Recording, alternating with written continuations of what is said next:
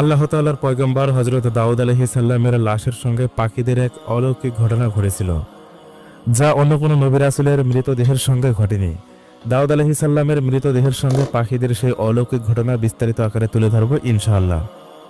হযরত দাউদ আলাইহিস সালাম যখন রাজকার্য পরিচালনা করতেন অথবা কোথাও সফরে যেতেন, তিনি তার অন্দরমহলের দরজা বাহির থেকে আটকিয়ে যেতেন, আর তার অন্দরমহলের ভিতরে তার স্ত্রীগণ থাকতেন।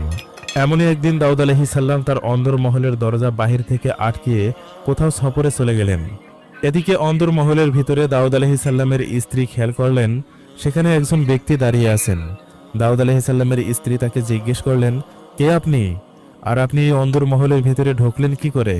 আপনি এক্ষুনি এই অন্দরমহলের ভিতর থেকে বের হয়ে চলে যান, তা না হলে আমার স্বামী যদি সফর থেকে ফিরে আসে এবং আপনাকে এই অন্দরমহলের ভিতরে দেখে, তাহলে আমার স্বামী অনেক রাগান্বিত হয়ে যাবে। সেই ব্যক্তি কোনো